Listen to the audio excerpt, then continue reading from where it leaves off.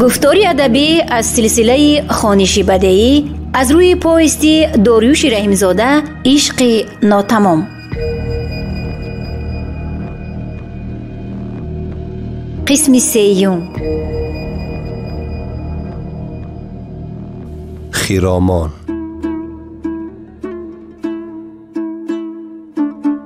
در دهه ما در گذر لب جوی که پایین تر از مدرسه ده واقع بود، در پیش چشمه سنگی خطیب مسجد مولا مصباح الدین زندگی می کرد.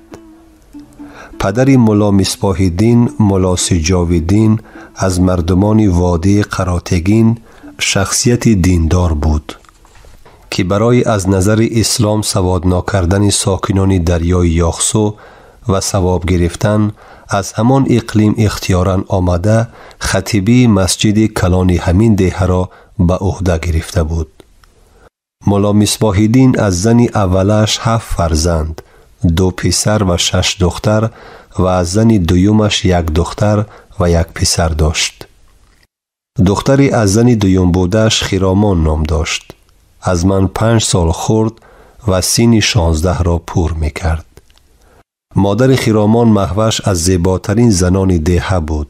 قد و قامت رسا، چشمان شهلا، مژگان‌های دراز، ابروان پیوسته، رخساره‌های بسان لاله، بیاض گردن دلربا، پیش بری دمیده، زلفانی پرپیچ و تاب مثل حلقه که گویا آماده بود هر کسی را به دام اندازد.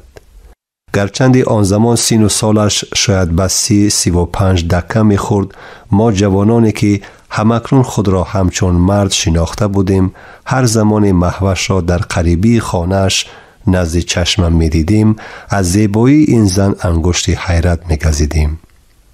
مهوش هم این توجه ما را نسبت به خودش احساس کرده از آن ذوق می‌برد. گاها مثل که استهزا می‌کرده باشد سوی ما یک چشمکی هم می‌زد. می‌دید که اوضاع حیرت آوری ما تغییر نمی‌یافت، شوخی آمیز. او بچه، چشمت رهدید چی؟ گفته خیال گسیخته ما را سرجم کردنی می‌شد. خرامان به مادرش رفته بود. اولین بار من او را در یک روز آفتابی بهار که دخترکان در صحن مدرسه در شاخ درخت چارمغز پیر خودروی بند آویخته هول کرده الوانچک بازی می‌کردند تقریباً 1 سال قبل دیده بودم. او در نوبت ایستاده می‌خواست هول رود.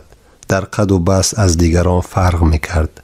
در سن 14 الکی همچون غزالی که از مادرش جدا میان دیگر جانورهای خانگی می‌گردد از خود تأثیرات کمال زیبایی طبیعی را می‌گذاشت. در تنش کرته حریر، رخش چون آفتاب منیر، چشم و ابرویش دلفریب، قد و قامتش بزیب. اگر باد بهار مرا به راه صحرا برده باشد، یک نگاهی آن ماه شب 14 قرار از دل من برده بود. نوبت الوانچک خرامان هم رسید. او مثل پری طاووسی که در کلاه شاهی نشسته از باد صبا راحت می‌بیند وسعت پیدا می‌کرد. چوباد رویمال او را در ربود و مویهای پریشانی او سر و رویش را گاه می پوشاند و گاه رها می کرد. گمان می کردی آفتاب است که پس ابر سیاه پنهان می شود و دنیا را ظلمت می گیرد و زمانی که رویش می تابد عالم را نورافشانی و منور می سازد. کرته حریر زیبنده در الوان و باد خاطر تماشا و شیفتگی مرا به آن غزال غالیه بوی افزون می کرد. در آخر الوانچک خرامان را دوگانه هایش من کردند که نوبت تو گذشت فرا. آن زمان چشم خرامان به من چسبید. او مثل که شرم کرده باشد تیز روی مالش را به سر انداخت و کرته حریر خود را درست کرد. خواست از آن میدان سوی خانه اشان شتابد. چون دو طرف راه سیرالف و راهرو یکتا بود و احساس کرد که با نمایش چهرهش بر من غالبیت پیدا کرده است و مرا مفتون گردانیده است، با وقار سمت من آمدن گرفت. من هم از راه به راه نایستادم و با دقت به او نظر می کردم. آمد تا یک قدم دیگر روبروی من ایستاد و اجازت هست که ما گذریم گفته با وقار به من نگریست. تو که تنها آمدی و ما میگویی من راضی، ما یک جا میگذاریم. گفتم من بداهتن. غیر از گشتنگیری هنر سخندانی هم داشته کوبچه گفت خرامان و فرمود میلش آن طرف است، من گذرم. همه نگاه کرده ایستادند، خوب نمی شود. خرامان دیگر همه راه را یک جای می رویم. دیگر در این ده جفتی نیست که نامشان یک نوا باشد. گفتم من با هیجان. تو را برای آن خرامان ناماندند که نامی من ساربان است. ای بچه، آدم را شرمنده می کنی. گفته مثل آهو بره از برم پریده از درون علف ها رها گشته باز برای خود دویده رفته از نظرها غایب شد. در چشم من آمدان سیهی سروی بلند، بیربو دلم زی دست و در پای فگند. این دیده شوخ می کشی دل به کمند، خواهی که به کس دل ندهی دیده مبند. اکنون ماها سپری می شدند. باری هم تقدیر من آمد نکرد که خرامان را با گپ ببینم. هرگاه مرا از دور می دید با یک نگاهی بی مهر اما چون آهوی رمیده هر کجای می بود پناه می برد و آن نگاه چون خواب شیرین برای من یادگار می ماند.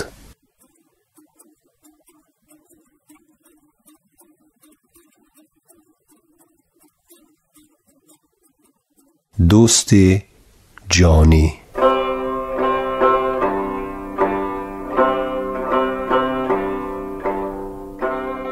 به همین دردی که من مبتلا گشته بودم یک رفیق من هم گرفتار بود.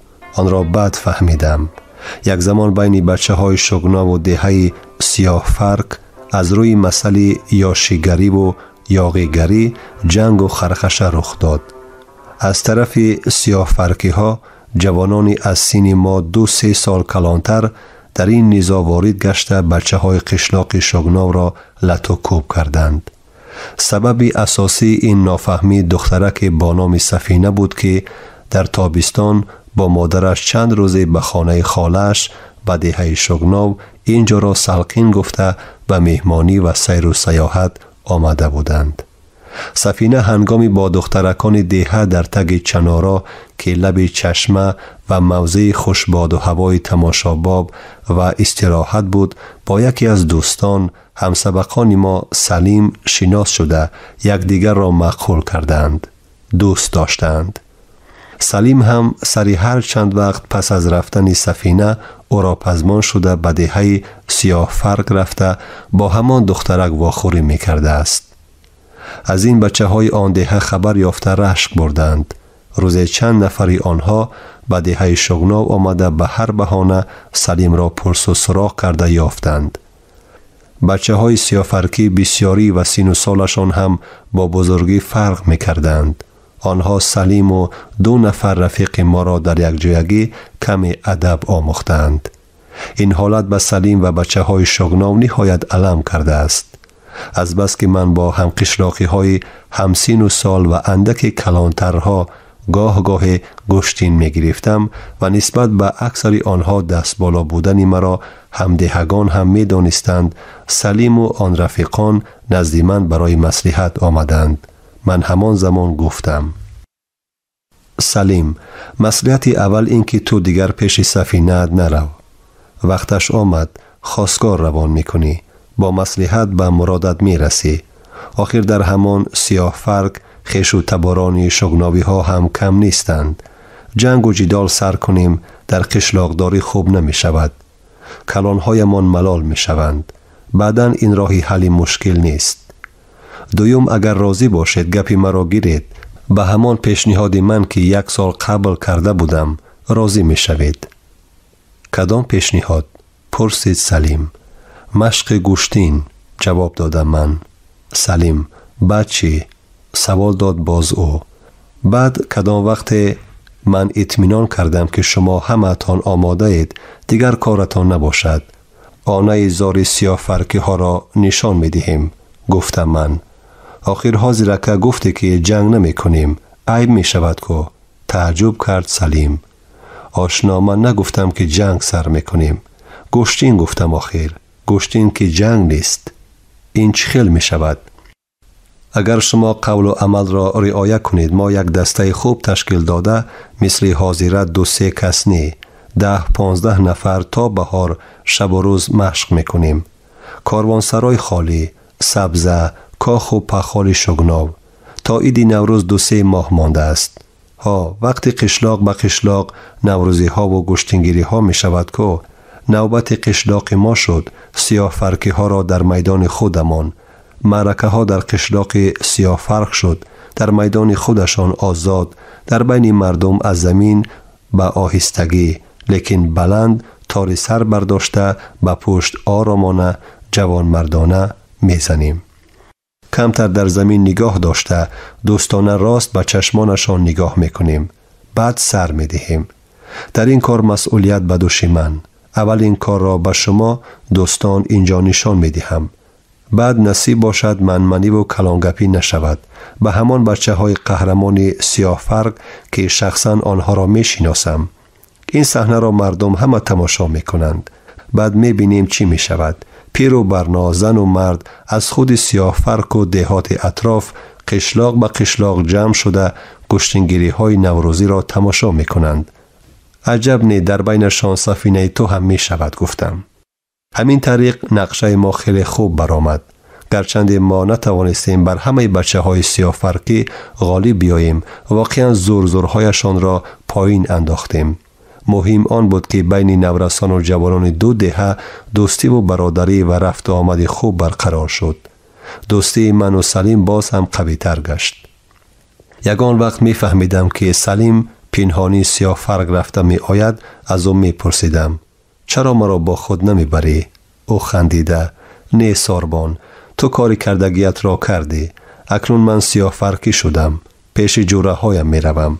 خطر گم شد. آنگاه ها مرا یک دعوت کرده مهمانداری هم می کنند می گفت.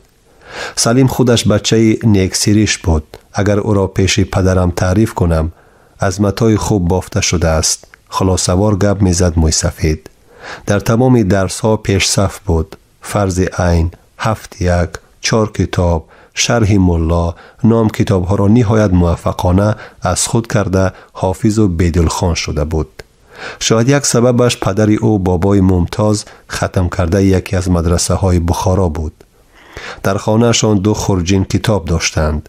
سلیم همه آنها را خوانده بسیاری هایش را از یاد می دانست. مضمون آن کتاب ها و سبق های از پدرش گرفته را به ما گفته می داد. ما او را با شوق گوش کرده لذت می بردیم. با وجودی با معرفت بودنش پدر سلیم در شگناو و دهات اطراف منزلتی درست پیدا نکرد و از این افسوس هم نمی خورد. با آبیله دست خود روزگار می برد. با کار دهقانی مشغول بود. اولین بار نامهای بزرگانی را به مثل ناصر خسرو و سیدای نصفی و احمد دانش من از زبان سلیم شنیده بودم. او با دانش و محاکمرانی هایش ملا ستمی، شیطان صورت و دیگر مدرسانی عیار کرکرانه 2 حرف از یاد کرده اما به معنایش سرفهم نمی رفتگی را شرمنده می کرد. بعد ختم مدرسه دهه سلیم مثل پدرش راه بخارا را پیش گرفت. اما تحصیل او دیر دوام نکرد. انقلاب شد. ما دیگر او را ندیدیم. از بعضی دوستانمان می فهمیدم که سلیم ناعیان به دهات گرد و اطراف ما آمده می رفته است. چند مراتب توسط آدمانی باوریناک به من سلام می فرستاد. نامی او را شنیدن زمان دل من خرسندی می آورد. زیرا خیلی جوانی با غیرت، دل صاف، صاحب اندیشه، دانشمند، با ملاحظه و همزمان پهلوان صورت بود. وقتی خود را در خواندن صرف می کرد. از بیسوادی و گمراهی مردم افسوس می خورد. به همان نیکی کردن می خواست. فرزند حقیقی داملا ممتاز پدرش بود.